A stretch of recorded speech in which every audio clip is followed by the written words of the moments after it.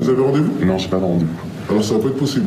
En fait, j'ai pas de comorbidité, mais en fait j'aimerais bien me faire vacciner quand même. Je sais que vous avez des doses supplémentaires. Bah là, concrètement, non. D'accord, mais en gros le soir vous avez pas des... Bah en fait, ça dépend des soirs en fait. Mais là, je pense pas, je ne crois pas. À l'extérieur, une dizaine de personnes forment une file d'attente officieuse. Les bruits qui courent actuellement, c'est que les doses supplémentaires seraient données le soir à qui veut. C'est la première fois que vous venez? Non, c'est la 3e fois. Et certaines personnes ici n'ont même pas 30 ans. On va partir en vacances. Si on peut prévoir éventuellement une amélioration de la situation, au moins on sera prêt. Moi, c'est pour mon grand-père, j'ai envie d'aller le voir. Ça fait 4 mois que je l'ai pas vu parce qu'il a un cancer et qu'il est toujours pas vacciné. Donc si moi je suis vaccinée, ça me permet d'aller le voir.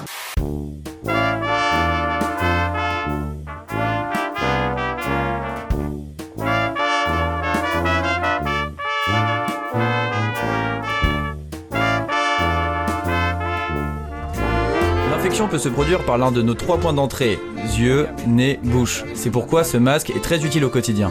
On n'est pas sûr du rapport coût-avantage, c'est-à-dire que t'as l'air bien plus con que ça ne te protège. Mais cette séquence, on en ricane. Elle sera peut-être rediffusée dans 1 an, lancée par nous, avec un string sur la gueule et des yeux désabusés. On dira, tu te rappelles, en 2021 on en riait. On reste un petit peu quand même dans l'air du temps en parlant du télétravail. Et je vais vous montrer des images qui sont assez parlantes, qui mettent en lumière l'inégalité homme-femme à la maison. Donc vous voyez, c'est une photo avec une pause longue sur laquelle on voit la femme qui s'agite dans tous les sens entre la cuisine, les enfants, son ordi et l'homme impassible devant son écran, donc attelé à sa tâche unique qui est celle de travailler. Voilà, c'est assez édifiant. En revanche, il épouse la morphologie des occupants. Absolument. Est-ce destiné plutôt à un homme? Alors, c'est un fauteuil de bureau, donc traditionnellement, en tout cas au 19e siècle, oui. Ce sont les hommes qui Bien travaillent sûr, au mais bureau. ça se voit. Et donc, vous pouvez vous tenir confortablement. C'est génial. Vous voulez l'essayer, vous? Non, vous en avez très mais envie. c'est vous, l'homme.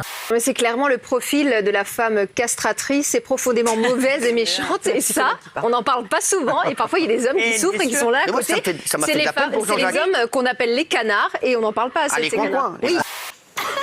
Ah ouais, c'est aux caquettes. Un zizi de suédois.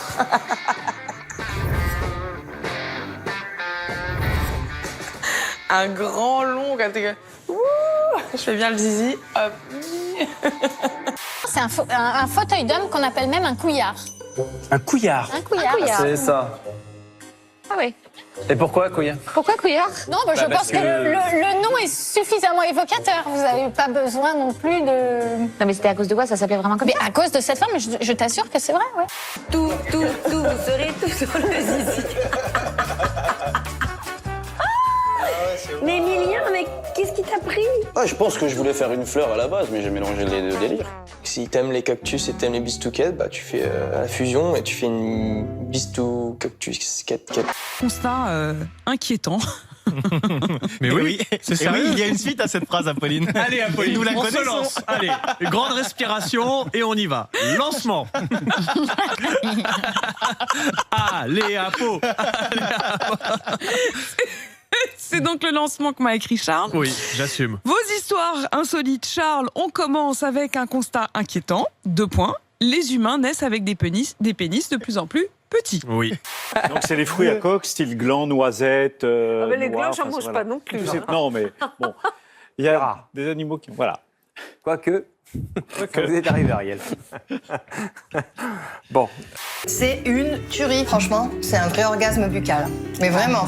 Elle établit le lien très concret entre la pollution, en particulier les fameux perturbateurs endocriniens, et la réduction de la taille des organes génitaux. Autrement dit, la hausse de la pollution entraîne une baisse de la taille, en particulier des pénis. Mais ce n'est pas le plus inquiétant. La scientifique constate également que le niveau de sperme chez les hommes a diminué de 50% en 40 ans, et elle prévoit une crise de la natalité dans les décennies qui viennent. Donc ça sent où la morue? Le cœur des filles? Non, des frites. Des frites, mais... Des filles, mais ça va pas, non? Dis donc, ça sent la morue chez les filles, mais ça va pas. Dans leur cœur en plus. Mais ça va pas. Non, ça sent la morue dans le cœur des frites. C'est une remarque culinaire et pas agressive.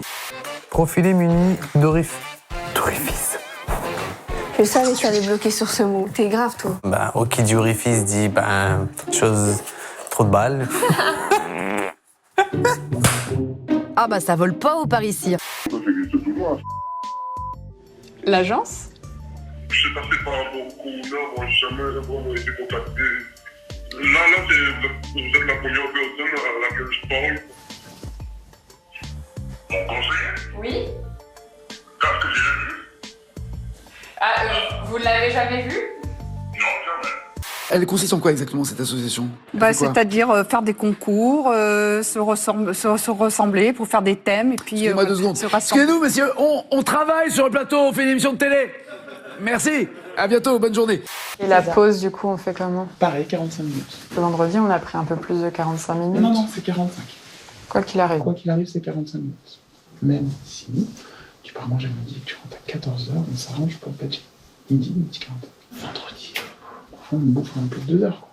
Néanmoins, souvent tu verras les gens se lever de table à l'université. Voilà. Oh la belle vie. Arnold Schwarzenegger, qui serait l'homme le plus qualifié pour faire face aux extraterrestres. Tout ça est absolument sans transition. Mais c'est sérieux aussi, c'est en tout cas l'avis de 2000 Britanniques qui ont été sondés par une chaîne de télé avec cette question. À votre avis, quelle serait la personnalité humaine la plus apte à gérer la riposte face à une invasion extraterrestre? On leur a proposé une liste de noms et malgré ses 73 ans, Schwarzy arrive nettement en tête des suffrages. Internet, c'est aussi le lieu de l'improbable, là où Kevin Bacon reprend une chanson des Backstreet Boys devant des alpagas.